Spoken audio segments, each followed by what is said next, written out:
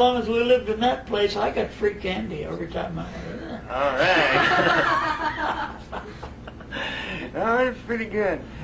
How would you define yourself, who you are today? I mean, you know, are you a Sufi? Are you a Theosophist?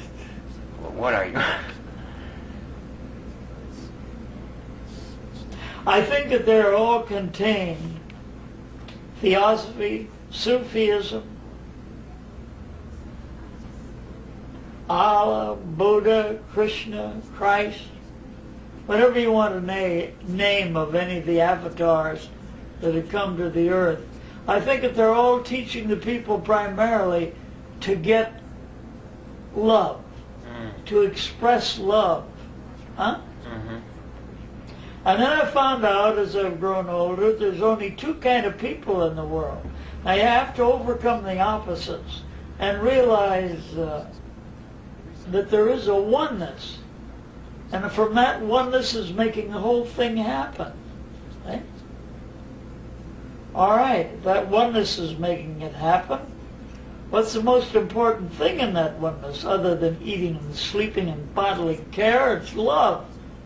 Maybe you call it coarse passion to begin with. But that very same love that you feel towards another individual is still that same thing. It's love, pure love. So when you get to the place where you can practice it at compassion, and you can love people whether you like them or not, it's like one of the cliche sayings that we have, you know? I might hate your guts, but I gotta love you. Yeah. Huh? Because you're a part of me and I'm a part of you whether I know it or not. At the particular point you are, maybe you're not as evolved in some ways and more evolved in others, huh? But we're all from the same source. We're of that oneness. Yet we're all individual and different in our expression. But we're just expression of that homogeneous oneness which we all are, which is the reality. Now call it any name you want to, or use any method of adoration you wish, or any practice that you feel will bring it to you. But sooner or later you find out that that real part of you is a spontaneous something that just happens after all of the study to do this or that practice. It's all well and good. It all depends upon the position you're in the evolutionary factor that runs through humanity. And when you get to a certain point, you realize that all of those practices only bring you to a point where you see the value of meditation and making the lower mind be quiet. Because I feel that the higher mind is in the heart, not the thing that goes boom, boom, boom, but that etheric something in the middle of your chest. That in that very center is that spark of infinity which you really are, which sooner or later, with your growth and understanding things, comes you to the place where I say you got to fall awake. Well, falling awake is another word for cosmic consciousness. And we have flashes where, everything's clear, and you understand it. And then something comes along of one nature or another, and you go nuts about it, whatever it might be. Whether it's a home, a house, someone of the opposite sex, or whatever it is, and you lose your balance, you lose your equilibrium. And then you're hooked, as my friend is partially at the moment here. But sooner or later, you know, you still love whoever you've decided that you're going to love, and love them intensely. But you realize that there is this higher factor. There's just pure love and compassion. There's only one thing we're all looking for, is happiness. So joy must be the natural state. Instead of sad sackness and serioso, keep it simple and tell them that love is the main thing. And it really is. But a love of everyone. So instead of being a taker, you're a giver. Huh? Get it? Yeah. Now, in that particular division, there's very, very few givers and an awful lot of takers. Huh? Yeah. Yeah. Now people come to you from different paths, different organizations. Sure. I talk for different groups. I go give them a rap now and then.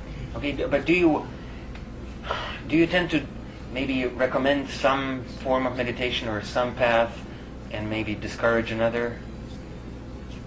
I never condemn anything. If some guy is worshiping a pebble that he picked up on the beach or whatever it might be, because anything that will get him beyond limiting to just himself, that will put him to something entirely outside of himself, strangely enough, it forces him to go inside to find out why. See what I mean? Right. So therefore, all of the things that they say are negative and so forth, they have their purposes, because after a while you find out. And then you take up the question of karma. Oh, well, it's my karma to be such. But once you realize you're at one with all and you're leaving it up to the reality to function through you, you haven't got any more karma. You've joined the big family, huh? Get the idea? Yeah. Yeah. Can I make a slight digression here? Go ahead. You mentioned karma. There is a purely technical thing that's been bothering me a little bit. In Buddhist teachings, Buddha himself has taught reincarnation, and he spoke about his own former lives. And yet, one of the essential teachings in Buddhism is that of anatta. There is no permanent soul. So, what is it that reincarnates? But you see, you're only speaking of one particular branch of the Buddhist understanding of things. Anatta, it's nothing, yes. But no thing is everything. Okay. Get it? Get it? Huh? All right. You see what I mean? All of these things had to come out of something, didn't they? They came out of nothing, they go back to nothing, but nothing is more important than something is. Got it? In fact, I gave a talk one night downstairs, and I said, well, I don't know if you're going to like it or not, you're all nothing, and I'm nothing. Huh? Well, no thing. We're not. After all, when we're asleep, in deep sleep, well, we're not keeping track of the way our organs are going or anything like that, or how they're functioning, the liver, the bile, and so on. It's dead. You can go up to a person that's asleep, or if they sleep with their eyes open, they're not seeing anything. Huh? That spark behind it, that realness, that's nothing. But it's everything.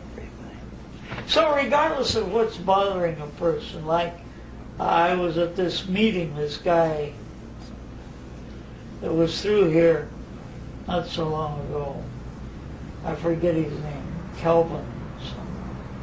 He says, be who you are. He's another one of Ramana Maharshi's people. He went to India to find out about it, you know.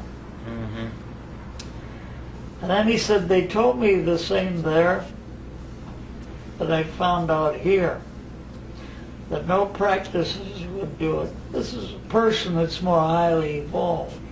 But all of a sudden, when he was going down the street, everything was alive to him. Like if he was in this room, you would realize that this chair is alive with the vibes that's there, that everything from a scientific standpoint is alive. But where's the life coming from? And how much of it has consciousness and how much of it don't? So the assumption is if you have the consciousness of that, if you'll just be still enough and make this cotton-picking mind, this mind, 1 year. Stop working.